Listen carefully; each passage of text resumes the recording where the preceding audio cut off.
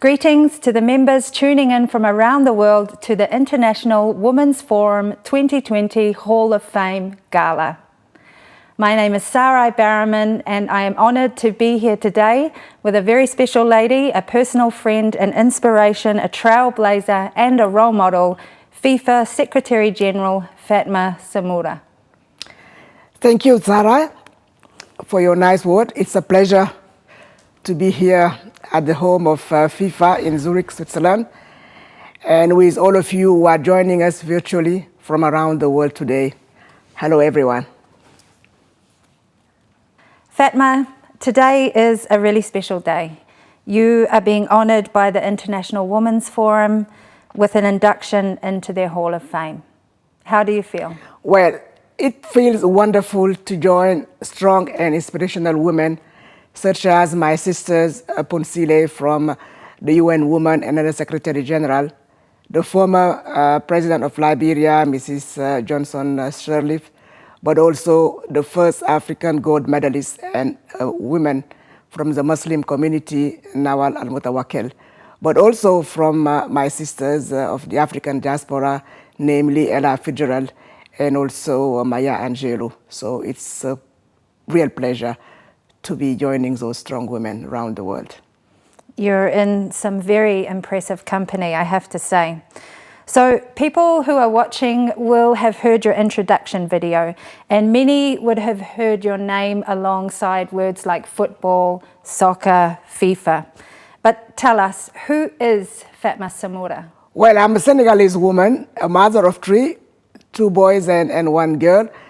I served the United Nations in different capacity during 21 years in countries with some complex political issues, but also in transition for civil war. And since May 2016, I've been appointed FIFA Secretary General, and this is really the first time that a non-European woman coming from Africa, Black Muslim, has been in charge of leading the administration of such a big organization. So it's a pleasure and an honor also to serve football. How did it happen that a humanitarian became a football administrator? Well, as I was saying previously, I was in the UN when I met with the runner for the campaign for the presidential election of FIFA, Gianni Infantino. And we discussed about what football can bring to the world. And this resonates very strongly with me because that's exactly what I was doing during all my career with the UN, making sure that the human being is in the center of all the decisions we take, and the rest is history. How does the humanitarian world and your work with the UN compare to that of football? Are there some things that you took from those experiences that are helping you in your current role with FIFA? There are many similarities. In my 21 years as a development and a humanitarian actor, I met people from different backgrounds, whether religious, ethnical, or also based on gender. And I could see how they were reacting in the face of difficult and stressful situation. And I also had to see the best and the worst in the humanitarian. So this wealth of experience I brought in definitely into FIFA, where, as I said, human being is really a key aspect of everything we do. Because whether you are a coach, a football player, or a fan, you deal with human being. And the core value I brought along with my 21 years of career with the UN are the respect of the diversity, fighting discrimination, fighting for equal opportunity, and a world that is more just and fair to everybody. Right now we're going through a very unprecedented time with this COVID-19 pandemic. Can you tell us how FIFA and football is making a positive impact during this time? At 9 o'clock on the 12th of March, our President Gianni Infantino went to visit the Executive Director of WHO. We engaged immediately on several awareness campaigns with WHO, but also with a football legend to bring the messages on the prevention of the crisis. We use the football to prevent the spread of the virus beyond the football community. The next thing we did was to put in place working groups to see how impactful was the crisis on the football community. And as a result, $1.5 billion were put on the table by FIFA less than 3 months after the crisis, and that benefits the whole world in different tranches. Today, we have more than 150 member associations benefiting directly to the COVID relief fund that has been provided by FIFA, and we help several communities in Africa, but also around the world to overcome it. When the crisis hit the football community, many of the clubs were not able to support their players, especially in my continent. What we did is through the member association to provide them the most needed help to continue living, and even beyond the football itself, to help also the family to transit from the crisis. But today, the message is clear. Health comes first before anything else, and I'm calling to the world to really respect the directive and the instruction of the health authorities in their respective country. I want to talk a little bit about women's football. It's something that I'm obviously very heavily involved in, and it's one of the things that I'm proudest of actually about our organisation, the way we prioritise the women's game, but also women in football. You have been an absolute trailblazer in this respect, a fantastic ally for me, and also just a great model, role model for women in football in general. Tell us more about your thoughts on women and football. So today, women football is definitely one of the flagship program for FIFA, and we want just to have many more women sitting on the board that takes the decision. And this is something that Gianni is doing very well. And I think that in the very coming future, we will be having definitely more women also represented at the level of the football administration, and exceeding the today 16% rates that we have as women Secretary General in the 211 member association of FIFA.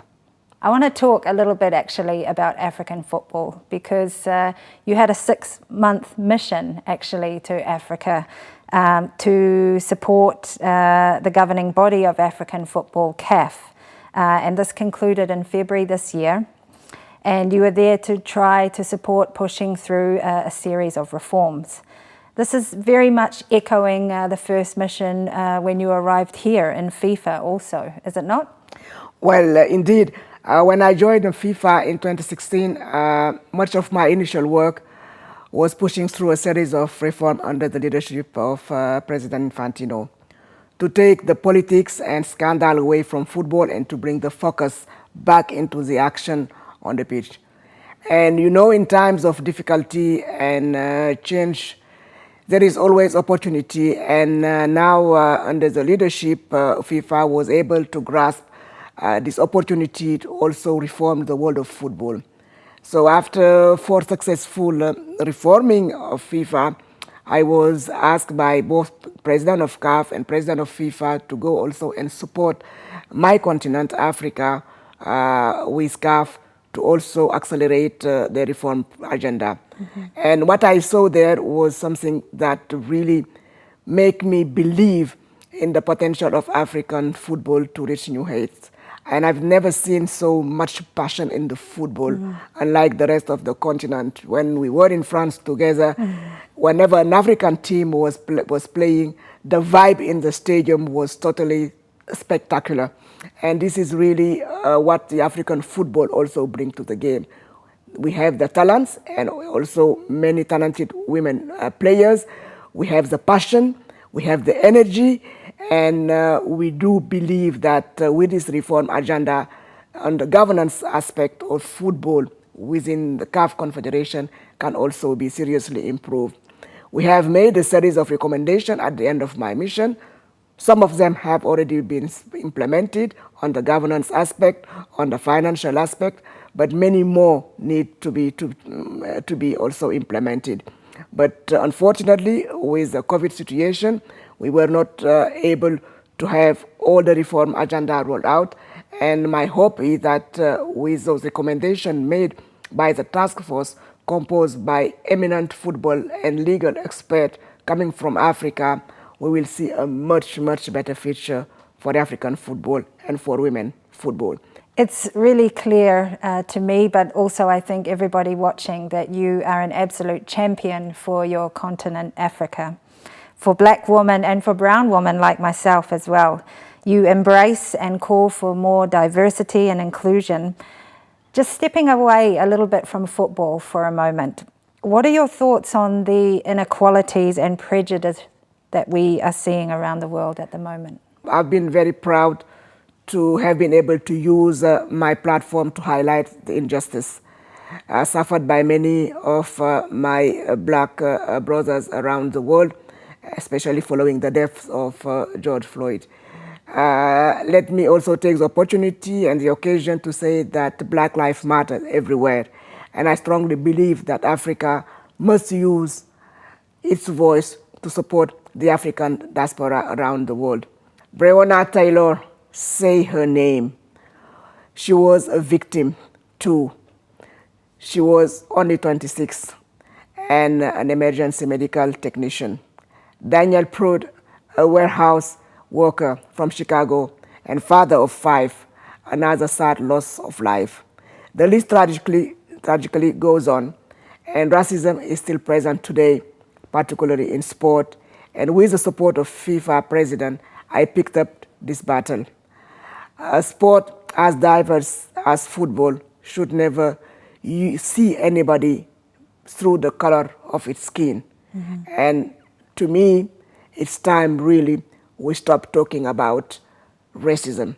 It's something that we should fight vehemently with a lot of energy and determination.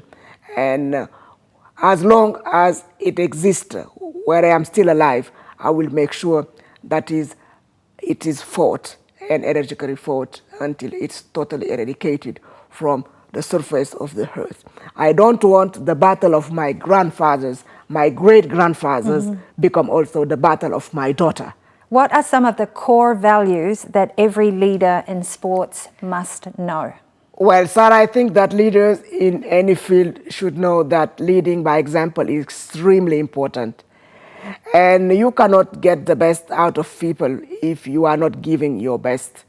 You have to remain committed, even if it is not always easy, and be prepared to guide people through very difficult moments as well as celebrating the great ones. You have to be humble and be able to interact with people no matter their social and professional status. And don't forget that your family and your friends are important as work. Nourish those relationships and you will bring renewed energy and enthusiasm into your professional life. Mm-hmm. A lot of women struggle with imposter syndrome. What do you say to the women out there watching today that are struggling with self-doubt and belief?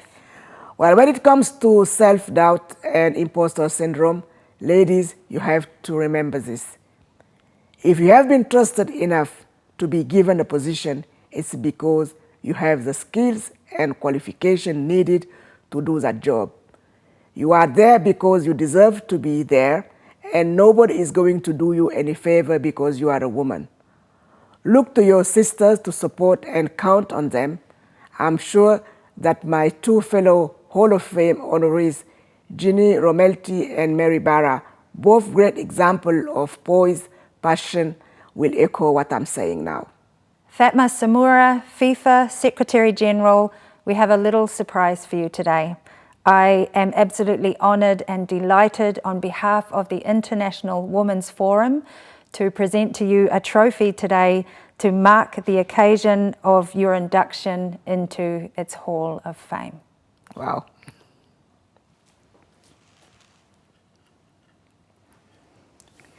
Wow.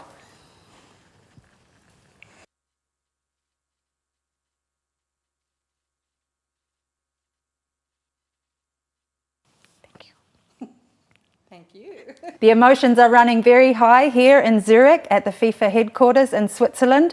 I wish you all the very best for the rest of this online Hall of Fame gala. And thank you to the International Women's Forum for this amazing event.